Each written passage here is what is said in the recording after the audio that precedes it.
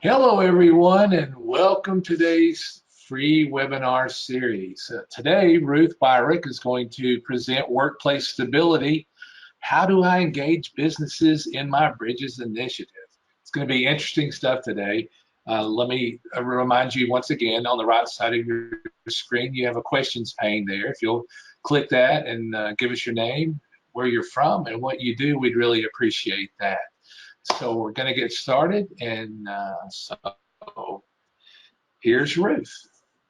Good morning, everyone. It's good to be with you here today. I'm the author of Workplace Stability, which the information was taken out of Bridges Out of Poverty and reframed for business executives and the business audience. And one of the questions I get a lot is, how do I engage business in my Bridges initiative or in this work? It's so needed. And we're going to look at some of those pieces today.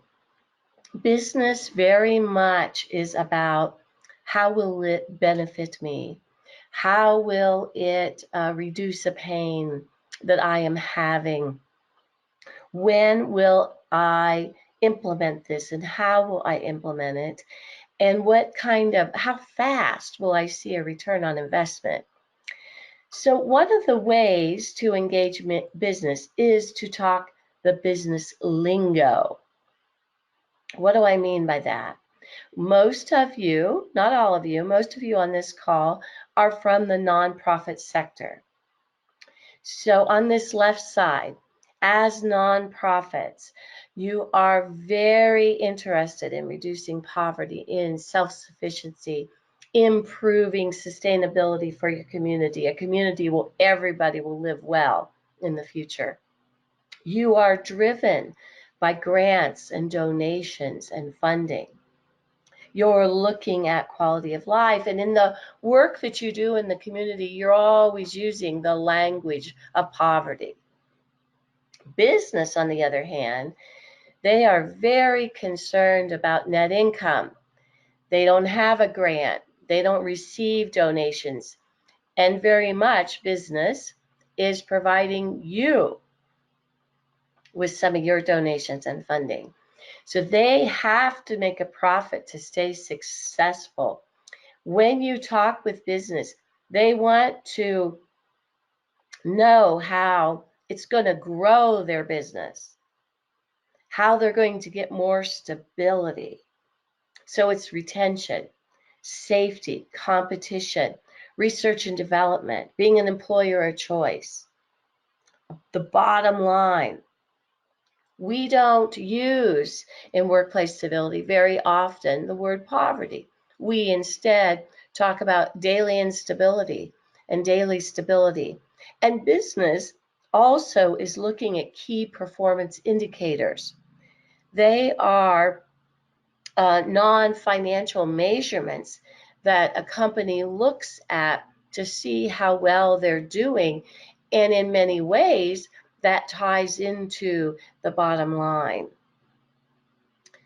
We must, when we talk with business, put aside that nonprofit hat that we wear and use the business hat to talk to them about when you implement this work, it impacts your net income. I talked to a chief executive officer who loved Framework for Understanding Poverty, Bridges Out of Poverty, and I was talking to him about implementing Bridges into his business.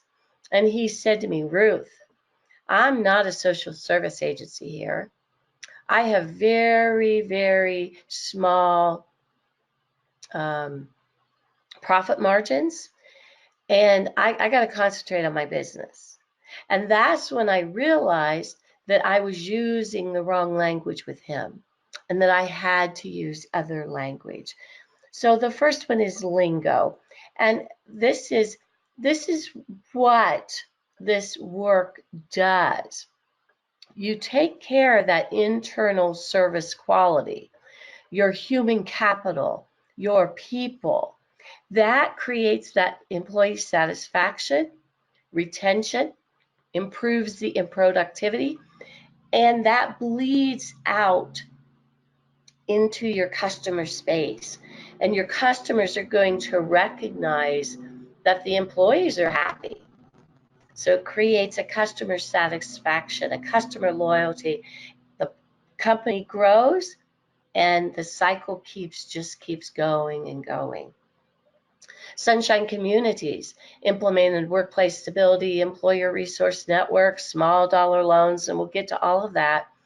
And what they said happened was that the quality of care, and they are a company that provides support services to people with disabilities, the quality of care improved. And they didn't, that's not one of the indicators that they thought they would be measuring, but yet that's what happened. So we talk a lot at AHA Process about Cascade Engineering and Fred Keller because they were the first business to use this information with success. They had a welfare to career program, and they would hire on, 10 people one week, and the next week the majority of them would be gone. So they found AHA Process and realized that economic class made a difference to their success as a company. So they conducted a client life cycle, and the client in this case was their employees. They put on the hat of their entry-level employee and figured out what was causing stumbling blocks in the hiring process, the interview process, the first week on the job process, the first 90 days, and what they could do differently. So they developed these partnerships with organizations in the community.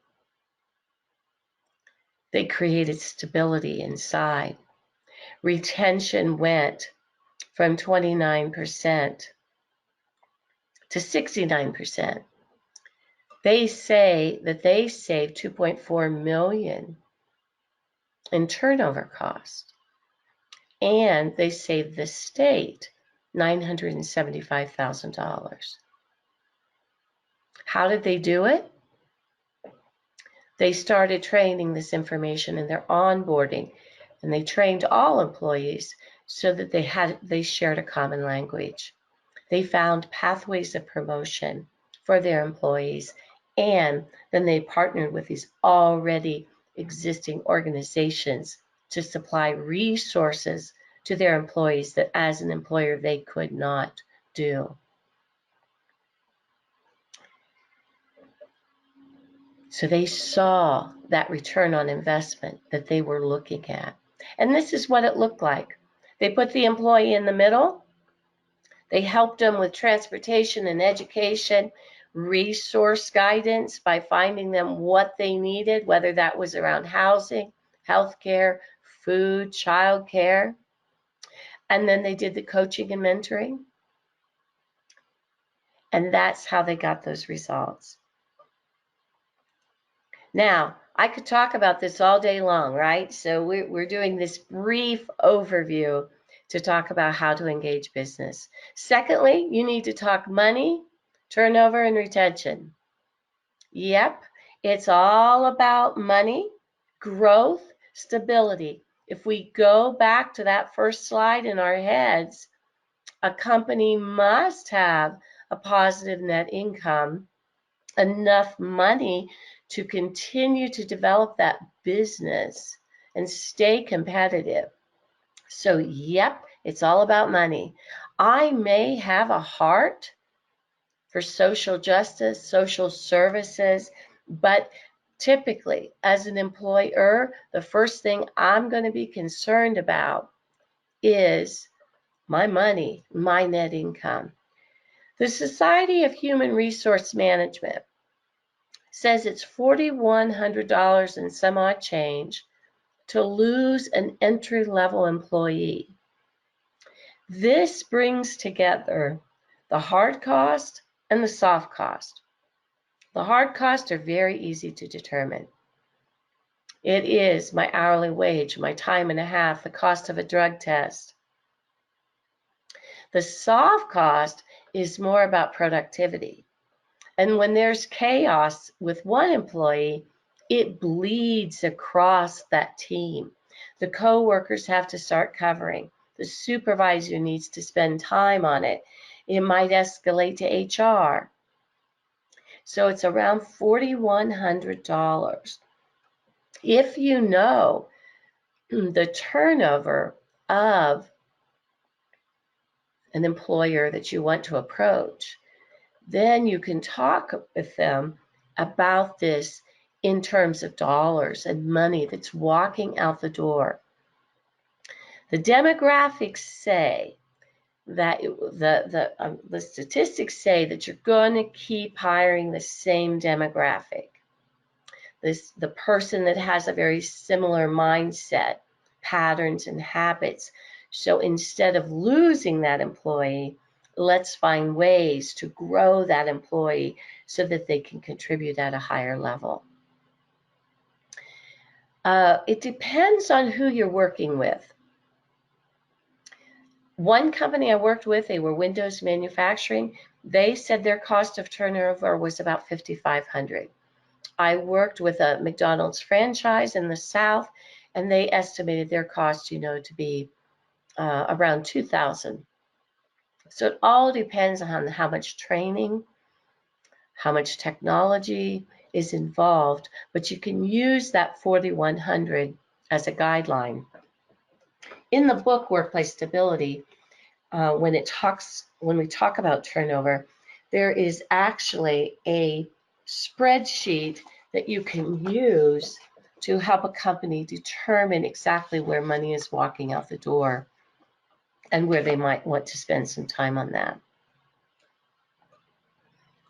I apologize for my cold. Now, how do we throw in the bridges or the workplace stability concepts? We know that in business, the environment impacts, and we have all environments and the continuum of the environments in the workplace. We have our entry-level employees, we have middle-level management, we have owners, investors, customers, and our customers will be along this range as well, depending on what product or service we offer.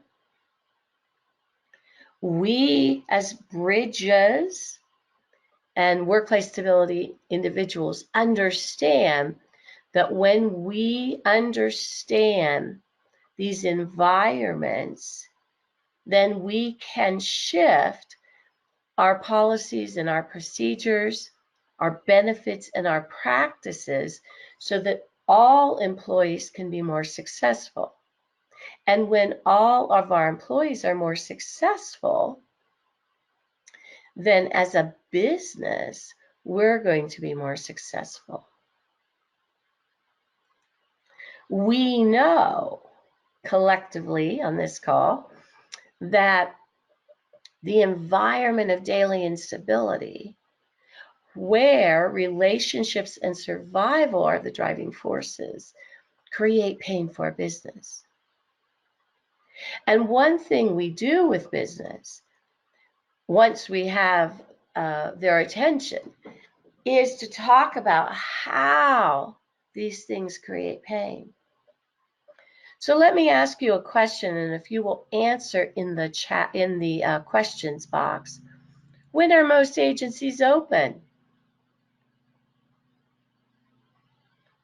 When are most agencies open? 8 to 5, Monday through Friday. So if I work, and sometimes closed at lunch, right? So if I work first shift, and I'm your employee, and I don't have enough resources for today, let alone for tomorrow, what am I going to do? Am I going to come to work, or am I going to get my basic needs met? I'm going to get my basic needs met, right? Well, this creates pain for the employer. It's absenteeism. It's tardiness. It creates issues with workflow, coverage. We can go through every element on the chart and look at how that creates pain. On the other hand, we could go through every element on this chart and talk about what existing nonprofits are, excuse me, what existing nonprofits are already in our community that deal with transportation, supports, job supports, childcare supports, criminal justice supports. And that's what Fred Keller did. And he brought that coach into his business and helped create that stability, which gave Fred Keller his 29% to 69% jump in retention. All right? So we can look how transportation creates pain for the employee and for the business. The same with housing, the same with all of those elements. So here is the reality at work. And this is why the environments of economic class impact retention and productivity. Because our entry-level employees are focused on very concrete processes. They feel, for the most part, very powerless and unstable. They're living in the tyranny of the moment, solving problems all day long, but solving them for now. And the math doesn't work. When I'm working at $10 an hour, I can work many hours a day and still not be able to cover my rent and my car, my food. It's a very reactive problem. Now, these are patterns, right?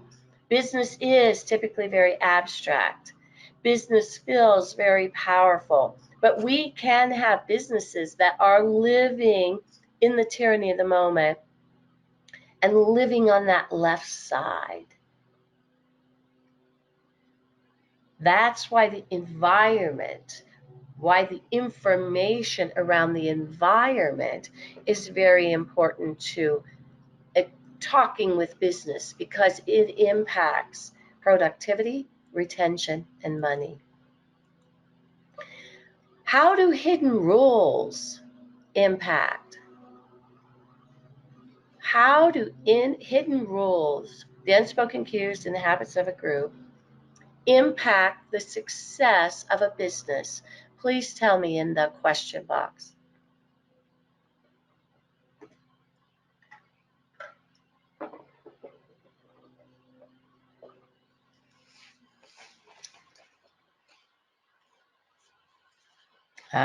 Interactions occur between management and staff, safety offenses, communication issues, confusion.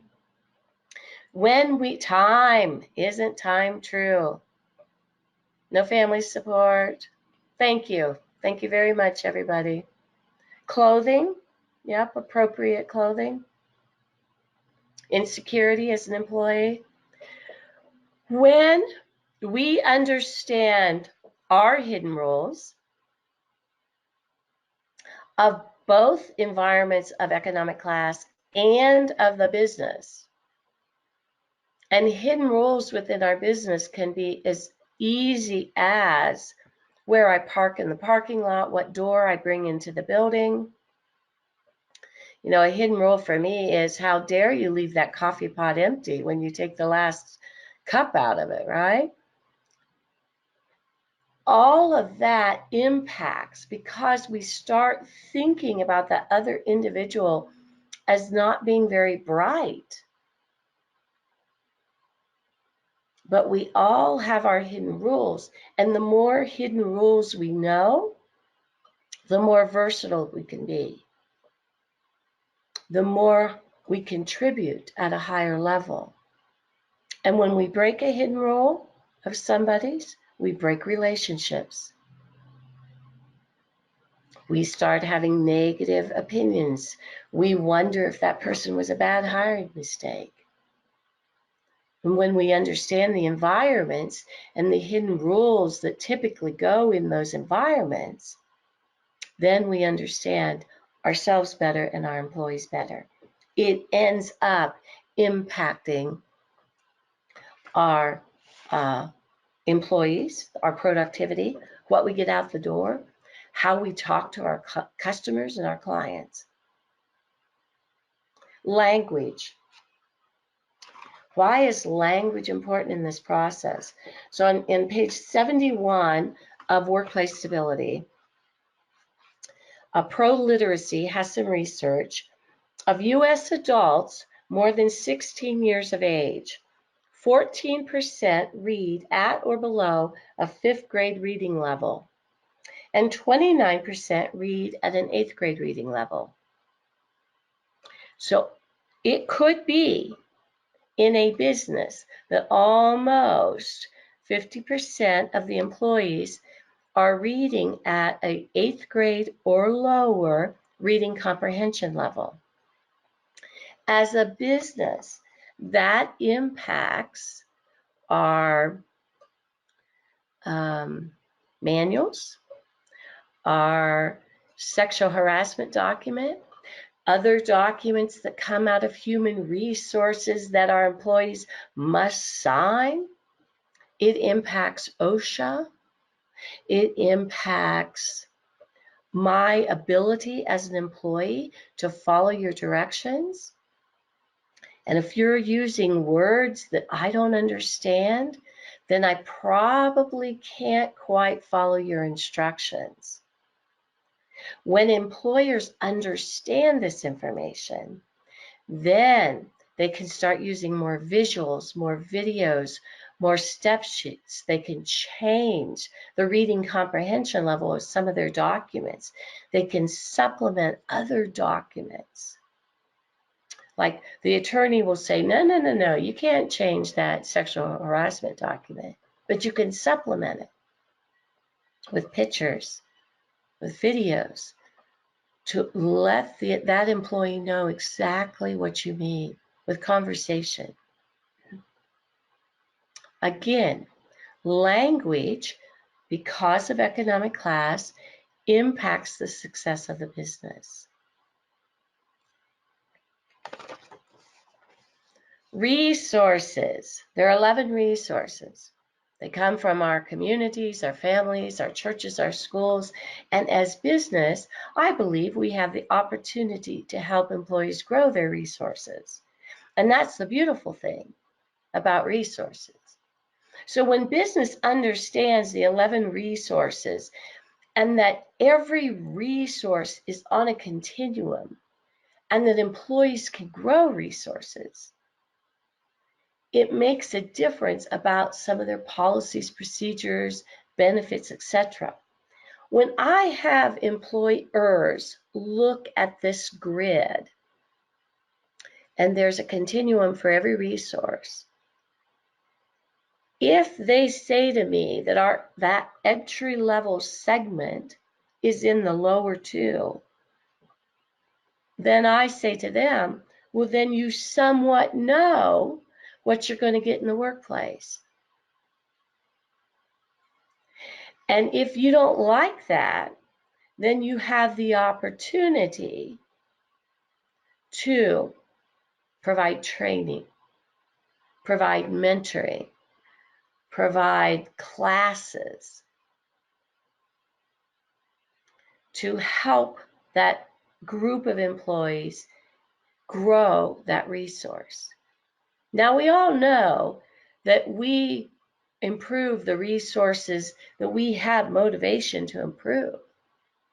So there has to be that communication. There has to be that mutual respect. You want to work side by side with employees to know exactly what employees would like. but we can grow resources, not to get a more compliant employee, but to get an employee that can contribute at a higher level. Again, resources impact retention, productivity, safety. We can go on and on. So it impacts our net income in the end.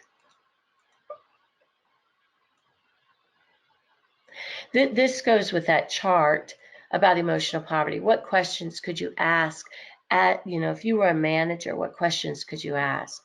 Does that individual have persistence? Can they zip it when they need to? Do they have positive self-talk?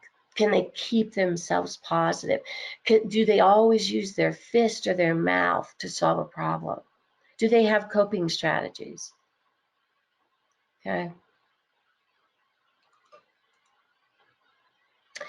Another way is to share with businesses the best practices that are happening in other employers, in other segments. This I like from United Van Line. On the left is the up-and-comer, on the right is the big shot. It's typically the big shots in our business that develop the policy, the procedures. And once we understand this information about economic class and the fact that it's impacting our bottom line, we can do things to change it. One of the things that the business can do that's very proven is the Employer Resource Network. I was talking with a business person this week, and he said to me, I believe an ERN is a really inexpensive insurance policy for me as an employer. It keeps my people working. It makes my business attractive to other businesses, and it helps me consolidate some of my cost. I thought that was a really great way of saying it's a very inexpensive insurance policy for me. This comes from the ern-usa.com website, ern-usa.com. This is the return on investment indicators for the Michigan ERN. 518% return on investment. So the company is contributing maybe $7,500, $10,000 a year to pay for their portion of the coach. It depends on, how much time they spend in their business, how many hours each week. It might be even as less as $5,000. Let's look at the top services that they provided. Financial literacy, housing coaching, financial, government agency navigation, health insurance, transportation, soft training, education, and hard training. This was all done while employees are staying at work and on the job. Most employee resource networks also have a loan component. And this is from the Filene Institution. They collaborate, financial institutions, banks, credit unions, collaborate with an employer with loans of approximately, on average, $1,000. They're quick turnaround within 24 hours, where any employee, really, but an employee can have a loan with auto deposit taking out of their payroll to help them resolve a conflict with very affordable interest rates.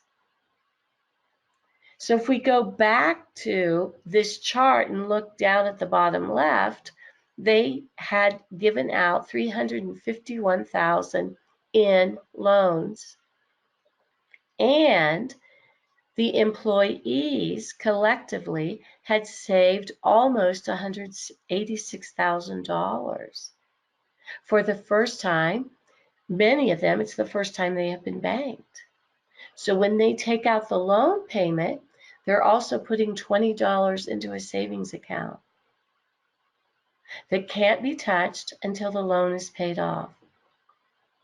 Many times an employer will not remember they have it.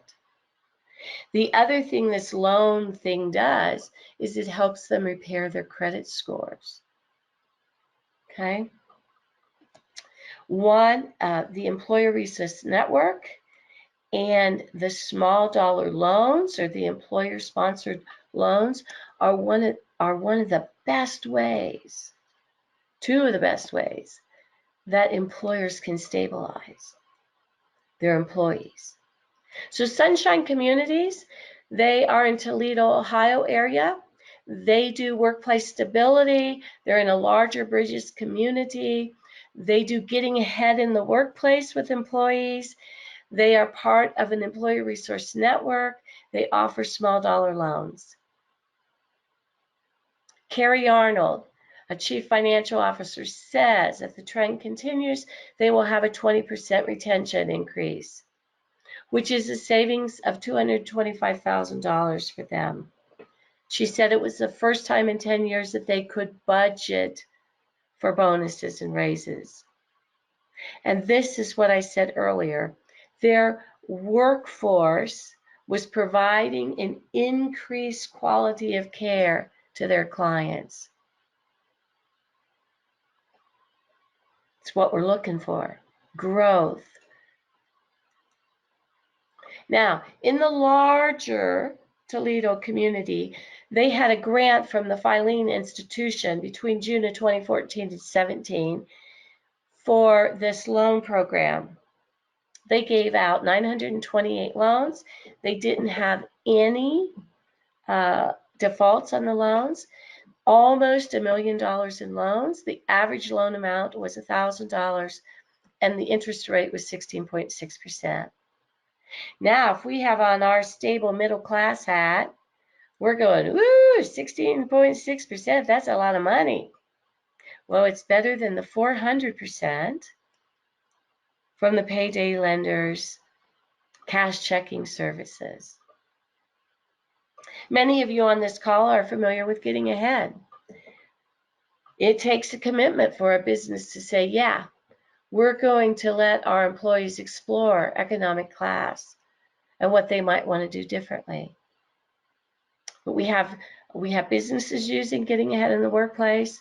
We have community organizations using getting ahead in the workplace, preparing individuals for work.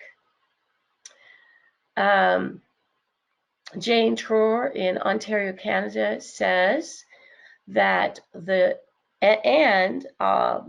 operations director at a gaming facility in Hot Springs, Arkansas, both of them say, give me any getting ahead graduate, because my retention rate with that entry-level employer is higher than with a non-getting ahead graduate.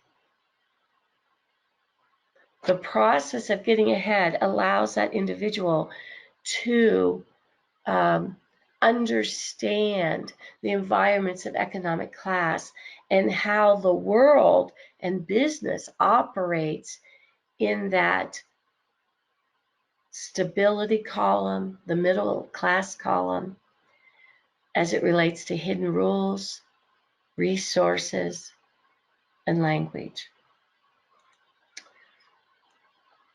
If you want to take a picture of this, you will not get the slides from this presentation, but we will post this recording to our website, and you will get a copy of it in the email as well. We, on this phone call, are so driven by achievement and work that many times we forget that our entry-level employees are driven by relationships and survival. We must develop those relationships and mutual respect. And when we do that, then some of the other pieces stick. All right? So do you know your employee's name? Do you know their hobbies? Do you know their children's names? Do you know what's going on outside of work with that employee? One woman I talked to that was a getting ahead graduate said to me that the first job she was in, she answered the phone and would say, hello, yo. And she said it was because of a very caring mentor that worked beside her that told her, this is what we do in the workplace, that she learned those hidden rules and was able to be successful in that business. It takes more time, but it's not going to go away. We know that, right? So here's some other things that businesses have done to create more success and stability and higher profits. The health clinic, the small dollar loan, the income advance, tuition, paying tuition up front, offering classes around financial, banking, literacy.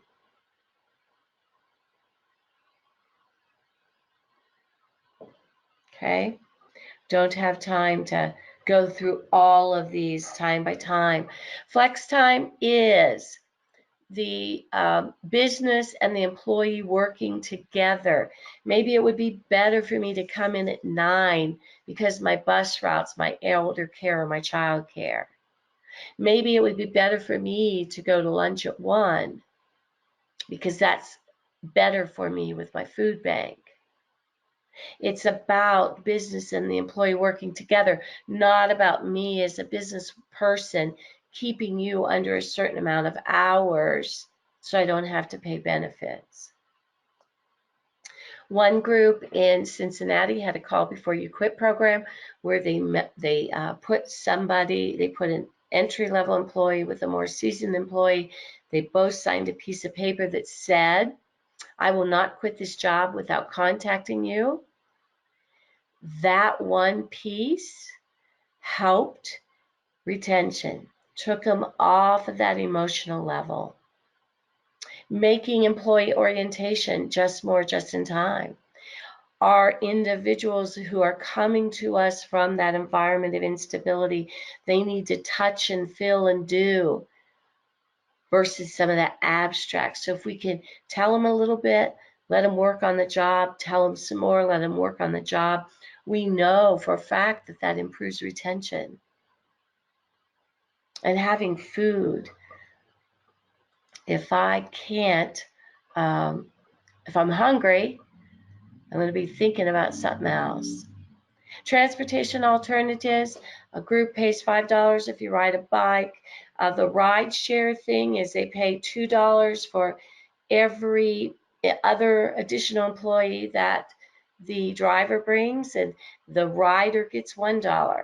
You have to be careful, right? You need a reliable employee, a reliable car, but it's thinking outside that box. Ride share programs, people are developing apps so the employee can put into the app, I need a ride approximately from this location. Marion, Ohio is very successfully using church buses to move employees around on this, through a Monday through Friday kind of environment. Saginaw, Michigan has opened up daycares that are running 3 shifts to support manufacturers that are running 3 shifts, subsidized daycare, opening earlier to accommodate the needs, and also doing a direct payment to the daycare. That was a relationship that one manufacturer and one daycare had developed. So all of those help. I would ask you to put into the questions, what is happening in your community in any of those categories? Transportation, childcare, food, interaction. What do you see happening that's thinking a little bit differently that supports employees? Please tell me. Okay, I think, Leonard, are individuals posting? It feels like my box maybe got messed up. Yes, they're responding. Can you read some of those Would you to let me? me? I can. Um, we're just beginning, however, well, transportation assistance. We're just beginning. This is Kimberly Robertson. She says, we are just beginning, however, the conversations around poverty and economic class are getting talked about by change makers and policy builders. Okay. Um, So Kimberly, let's talk about that. You know, and this is a pattern. Patterns are always broken, right? But if we look in manufacturing, we're going to see a lot of um, Republican people that are Republicans that own these businesses, and and we know that a lot of social justice, nonprofit, social service providers are Democrats. We're all looking for that same thing, looking for that same answer of community sustainability. Uh, and part of the way we do that is through business and work. So we got to put aside some of our political differences. And one great book that was just published by AHA Process by Phil Duvall and Gene Krebs is called Bridges Across Every Divide, about how you change policy, how you effectively work across the lines to change policy. So thank you for bringing that up, Kim. I see them now, Leonard. Thank you. Ah, great. The justice system and getting people out of jail. The convicted felons, they're great employees, aren't they? And we need to find ways to work with employers to get them there. Small town, no public transportation.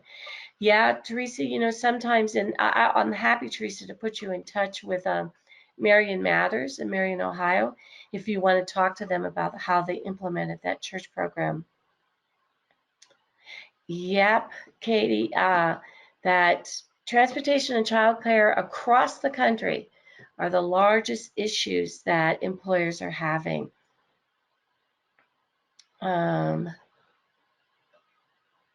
Okay, getting ahead while getting out. Nice, nice.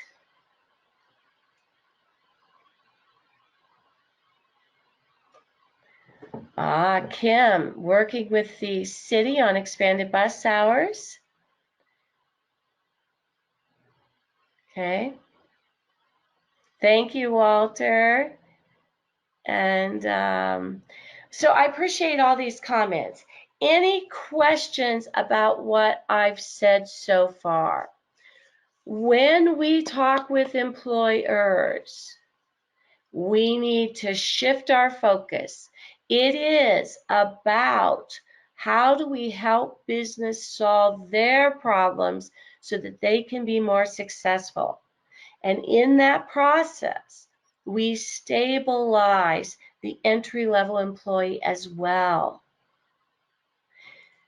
The middle-level managers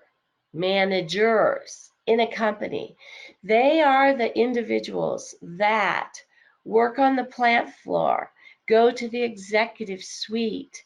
They are that employee that's feeling the squeeze of the executive, saying, this is what we're going to do, this is how we're going to implement it, and you must do it.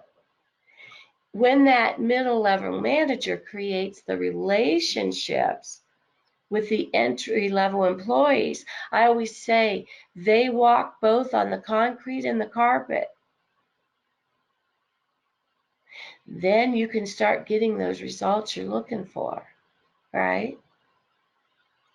But in a lot of companies, and it's always a different person, but that middle level set of managers, they're the ones seeing this in action. They're seeing the economic environment span. Okay. What other questions are there about talking to employers? We must know their lingo and use it. If we don't know the lingo of the business that we're talking to, we're breaking a hidden rule. They might be thinking you're not too smart. So lingo, know how to talk about money, growth, retention, and why that's important, and then being able to give some other additional concrete examples of what businesses are doing.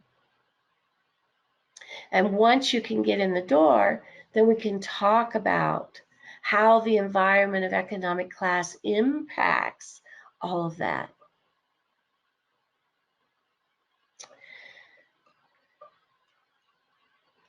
Nobody has all the answers. Nonprofits don't, business doesn't, but when we can all work together, we can come up with better solutions and stronger communities.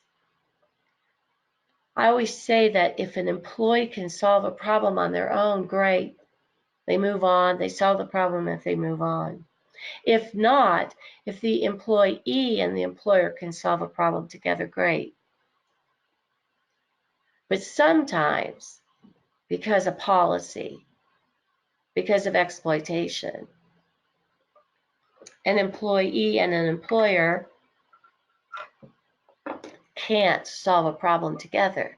And it requires that collaboration with the nonprofits in the community, the political people in the community to solve that problem. And that's what we believe makes for a stronger community. When we're using the lingo of workplace stability inside of a business, we're using the lingo of bridges out of poverty in the community, we're deploying the existing resources that are available. And that's being fed into and through our businesses to those employees. It stabilizes them, it keeps them on the job, it keeps product going out the door and telephones answered and cash registers ringing, okay? And that is what business is interested in. So this is how you can reach me. Can answer any questions and talk with you about your initiatives in your community. And I do workplace stability training and would be happy to come to your location. We also do it online. The book is available through ahaprocess.com. But it's a different way of talking with employers. Employers seem to be the last ones that come to your bridges table. And we want to change that. We want them to be active participants, not just a funder, in creating change for our communities. Okay? Any questions I can answer? You have any comments?